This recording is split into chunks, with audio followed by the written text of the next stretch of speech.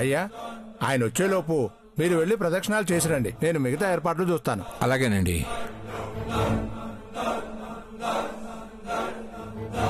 త్వరగా అమ్మని వెతికి ముందు మనం ఇక్కడి నుంచి వెళ్ళిపోదాం. పసాం పద.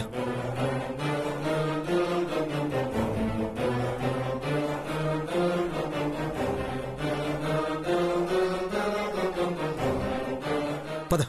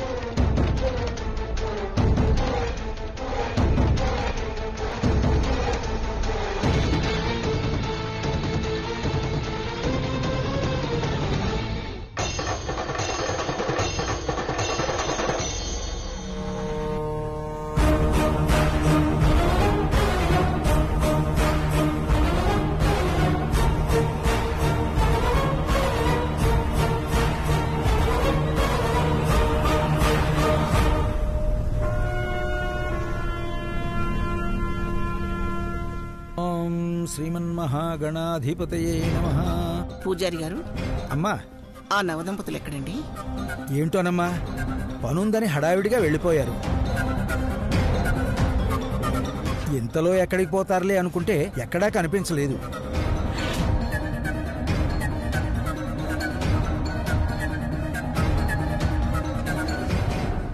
అయ్యో, అలా పూజ మధ్యలో ఎలా వెళ్ళిపోయారు? వెళ్ళకపోతే శౌర్య చేతిలో పూజ అయ్యేది. సర్లేండి, వాళ్ళకి ఆ అదృష్టం లేదేమో. మన పూజ మొదలు పెట్టండి.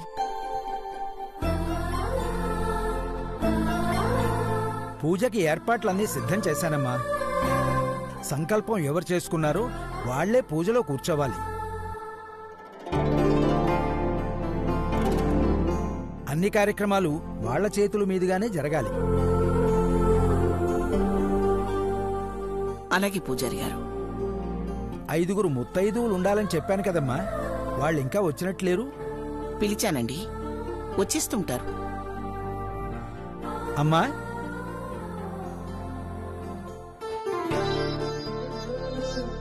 మీలో ఒక జంట అమ్మవారికి పుష్పాలంకరణ చేయండి.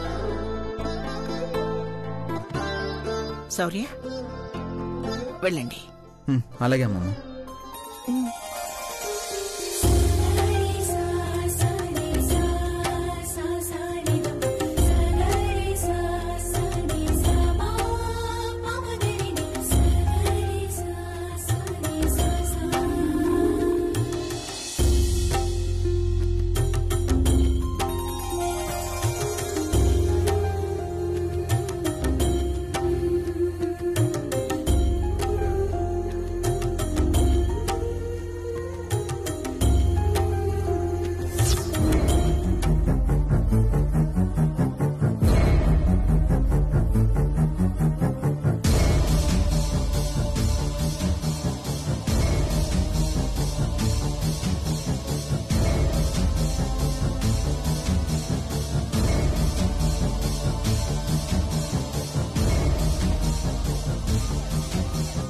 మనల్ని దెబ్బతీసి వాళ్ళు మాత్రం ఆనందంగా ఉన్నారు చూడు. వాళ్ళ జీవితంలో ఆనందం లేకుండా ఎలా చేయాలనేది తర్వాత చూద్దాం. అసలు మా అమ్మ ఎక్కడుంది? అంటే కోపం వస్తుంది కానీ పరిస్థితులు బాగోలేదని తెలిసి మనతో ఉండకుండా ఎక్కడికి వెళ్ళింది?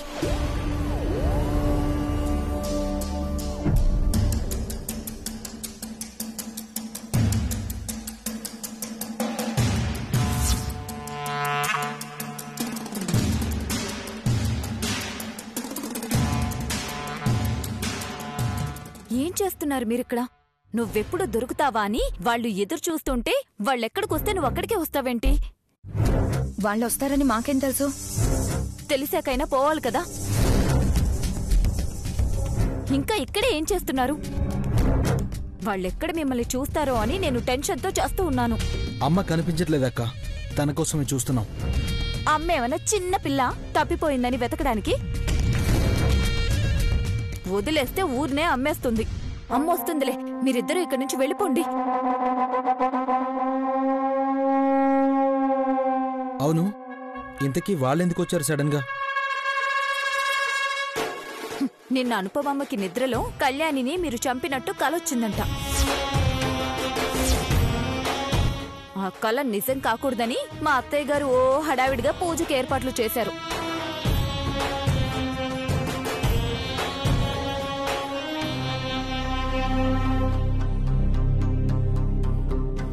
మేమంటే భయం పోయిందనుకుంటే పర్వాలేదు, కల్లోకొచ్చి మరీ భయపెడుతున్నాం అన్నమాట. ముందు మీరిద్దరు ఇక్కడి నుంచి వెళ్ళండ్రా. వెళ్దామని అనుకున్నా, కానీ నువ్వు చెప్పింది విన్న తర్వాత ఆ కళ నిజం చేస్తే బాగుంటుంది కదా అనిపిస్తుంది.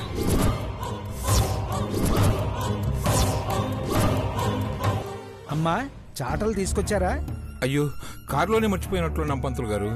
నేను వెళ్ళి తీసుకొస్తాను ఉండండి. చీపుర్లకి చేటలకి మీరు పోవడమేంటి? అవి ఆడాళ్ళు చేయాల్సిన పనులు. అది తెలిసినప్పుడు ఇలా నిలబడకపోతే వెళ్ళి తీసుకురావచ్చు కదా. నేను వెళ్ళి తీసుకొస్తాను మావయ్య. అమ్మవారికి పసుపు కుంకుమ కానుకలు ఇవ్వాలి కదా. ఆకులు వక్కలు కూడా కారులోనే ఉండిపోయాయి. నేను వెళ్ళి తీసుకొస్తాను. సరేనమ్మా.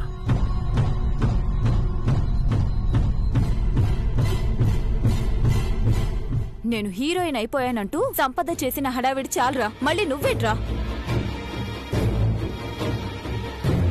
వాళ్ళనేమైనా చెయ్యాలంటే మీరు కూడా ముహూర్తం పెట్టించుకొని రండి.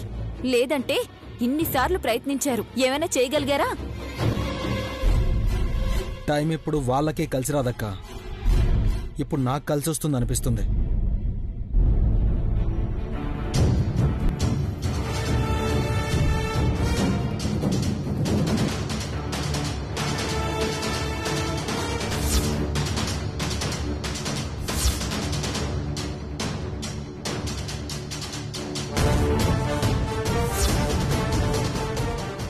అన్నదానానికి చందా కడితే మంచిదన్నారు.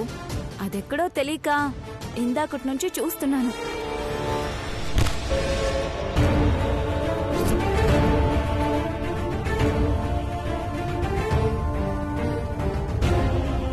అక్కడ పూజ జరుగుతుంటే చందాలు కట్టాలని తిరగడం ఏంటి? పూజకి మీరందరూ ఉన్నారు కదా, పైగా సంకల్పం చేసుకుంది మీ అమ్మ. నేనుండి చేసేదేముంది? అందుకే అన్నదానానికి డబ్బులు కట్టయినా సరే పుణ్యం సంపాదించుకోవాలని అనుకుంటున్నాను.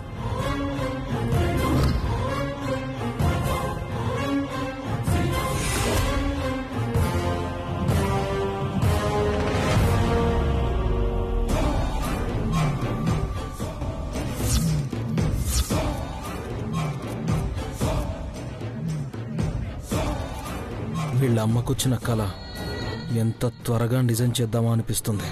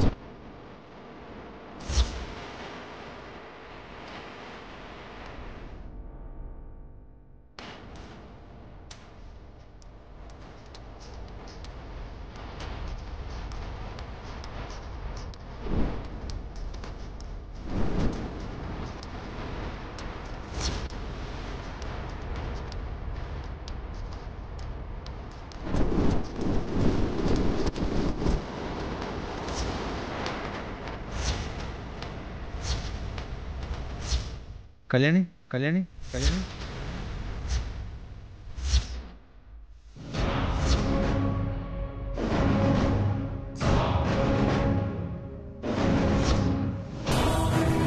ఇక్కడేం చేస్తున్నావు? అక్కడ పూజ జరుగుతుంటే ఆకులు ఒకలు తీసుకొస్తాను. అక్కడ వెయిటింగ్. ఆఫీసర్, ఆ సిద్ధు సంపద ఈ గుళ్ళోనే ఉన్నారనిపిస్తోంది.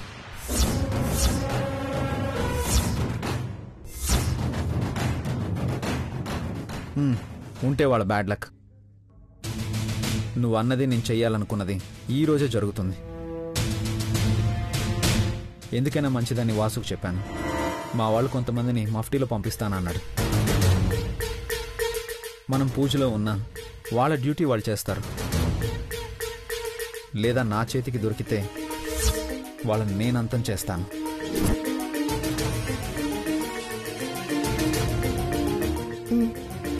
పిన్ని, నువ్వు పూజ దగ్గరికి వెళ్ళు. నేను ఆకులు వక్కలు చాటలు తీసుకుని వస్తాను. అలాగే కళ్యాణి.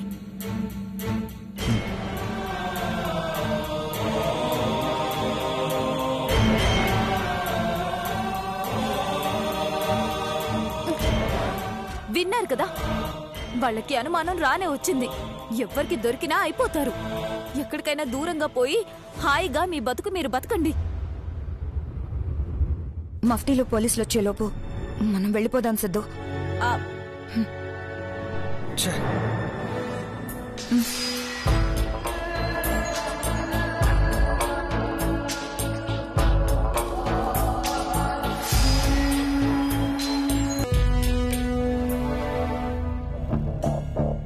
ఇదిగోండి పూజారి గారు.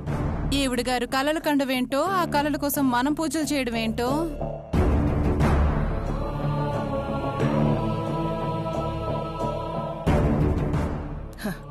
ఏం చేసినా తప్పు పడతావు. చివరికి దేవుడి విషయంలో కూడా నీ నోరు మూతపడదా? అలవాటైన నోరు అదలా వాగుతూనే ఉంటుంది. మీరు కానివ్వండి పంతులు గారు. మీరు చేసేవన్నీ బాగుంటాయి, నేనంటే మాత్రం రోషాలొస్తాయి. శౌర్యకి ప్రమాదం అంటే కూడా నువ్వు ఇలాగే మాట్లాడతావా దమయంతి? అయినా నేను ఈ పూజ నా కోసం చేయించటం లేదు. అమ్మ నాలో ఉన్న భయాన్ని పోగొట్టడానికి అప్పటికప్పుడు ఏర్పాటు చేసిన పూజ ఇది.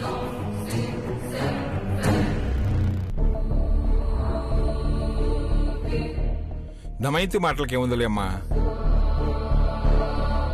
మీరు కానివ్వండి పంతులు గారు. రండమ్మా రండి. మీకోసమే ఇంకా రాలేదేమిటని ఎదురు చూస్తున్నాను. ఏంటి శివపార్వతి గారు, ఉన్నట్టుండి పూజకి పిలిచారు? కళ్యాణికి ఏమైనా విశేషమా?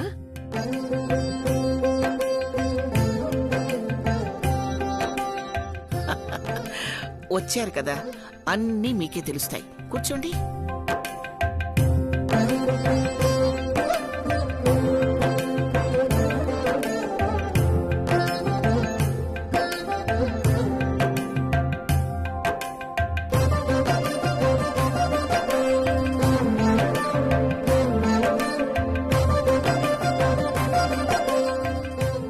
అమ్మా, సంకల్పం చేసుకున్న వాళ్ళు ఎవరో రండమ్మా, పూజ ప్రారంభిద్దాం. ఇదిగో మా అనుపమే. అనుపమా, వెళ్ళమ్మా, శ్రద్ధగా పూజ చేసుకో. ఆ తర్వాత పూజారి గారు చెప్పినట్టు 5 ముత్తైదులకి పసుపు రాసి వాయినమివ్వు. వెళ్ళు. అలాగేమ్మా. అంటే ఏంటి, ఇప్పుడు మీ అనుపమమ్మ పూజ చేస్తే మేం వాయినాలు తీసుకోవాలా? అందుకేనా మమ్మల్ని పిలిచింది? అవును. చాలండి, ఆ అమ్మాయి ఇస్తే మాత్రం మేమెలా తీసుకుంటాం?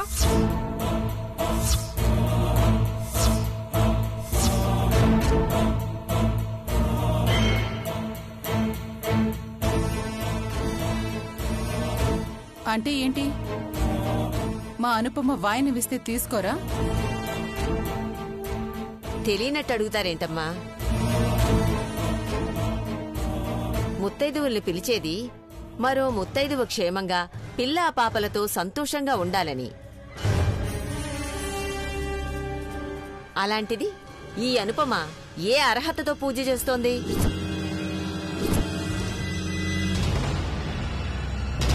అనుపమ ఏమైనా సౌభాగ్యవతా? ఈ వ్రతంలో సంతాన లక్ష్మికి పూజ చెయ్యాలి. సంతానమే లేని ఈ అనుపమతో పూజ ఎలా చేయిస్తారు? పెద్దవారు, మీకు తెలీదా? గొడ్రాలితో ఇలాంటి పూజ ఎలా చేయిస్తారు?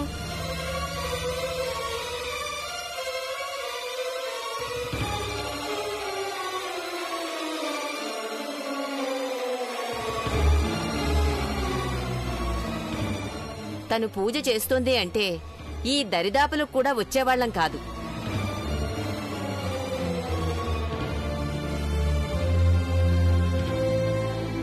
అయినా భర్త బిడ్డ లేని తనతో వ్రతాలు పూజలు చేయించడం ఏంటమ్మా? విచిత్రం కాకపోతేను.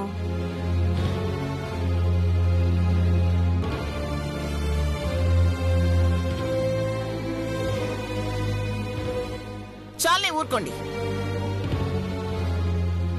మీ ఇష్టానికి మీరు మాట్లాడటమేనా?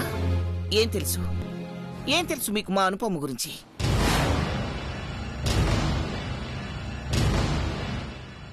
తెలిసిన వాళ్ళు కదా నా బిడ్డ మంచి కోరుతారని పిలిస్తే గుళ్ళో ఇలాంటి మాటలు మాట్లాడతారా? మా అనుపమను ఏడిపిస్తారా? మీ కోడలు కాబట్టి మీరు వెనకేసుకు రావచ్చు.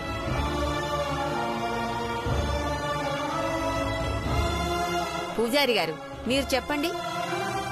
దంపతులిద్దరూ కలిసే కదా ఈ పూజ జరిపించాలి. కట్టుకున్న మొగుడు కన్న బిడ్డ లేరు తనకి.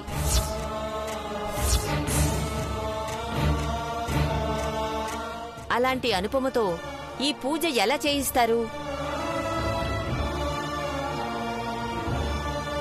ఈ పూజ చేస్తే ఆ వాయినం మేం తీసుకుంటే అది మాకు మంచిదా? నాకు అనుపమ గారి గురించి పూర్తిగా తెలీదు. నేనింకా పూజలో దంపతులు కూర్చుంటారనుకున్నాను.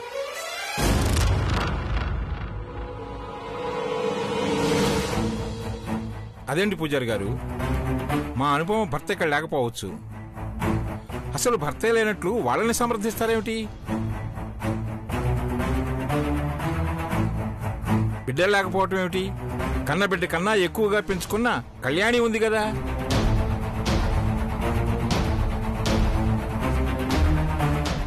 మంచి జరగాలని ఆశీర్వదిస్తారని మిమ్మల్ని పిలిస్తే మీరొచ్చి ఇలా మాట్లాడడం ఏం బాగోలేదండి. మీరు ఇలా మాట్లాడడం అవతల వాళ్ళని హెరాస్ చేసినట్లు అవుతుంది. అది క్రైమ్ అని మీకు తెలుసా? అంటే ఏంటండి? వాయినమిస్తామని పిలిచి పోలీసులం కదా అని బేడీలు వేస్తారా ఏంటి చేతులకి?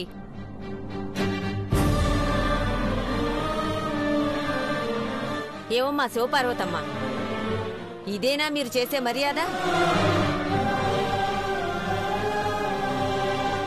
మేము ఏమీ అనకపోయినా మీకు కోపం వస్తుంది.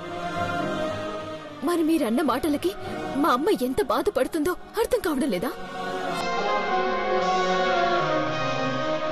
ఇదిగో ఇలాంటి తలనొప్పులుంటాయని వద్దు అనేది.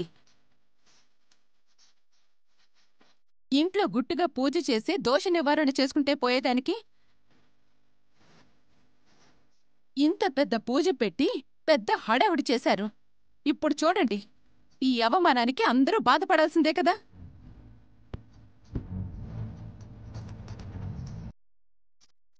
వాళ్ళు మనదే తప్పన్నట్టు మాట్లాడుతుంటే ఇంకా ఎందుకు మనం ఇక్కడ? పదండి పోదాం. ఆగండి ఆగండి మా, ఇలా మీరు వెళ్ళిపోతే పూజ ఆగిపోతుంది. దయచేసి వెళ్ళకండి.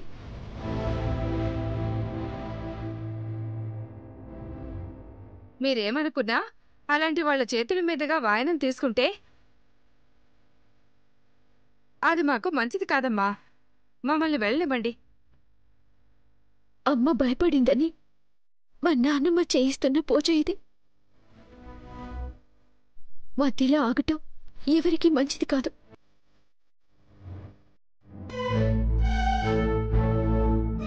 పోనీ మా అమ్మ స్థానంలో నేను కూర్చొని పూజ చేస్తాను.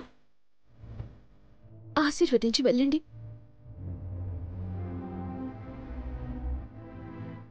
ఇంత జరిగాక ఇంకా ఆ అనుపమని కళ్ళ ముందు పెట్టుకొని మేమెలా పూజలో కూర్చోవాలి?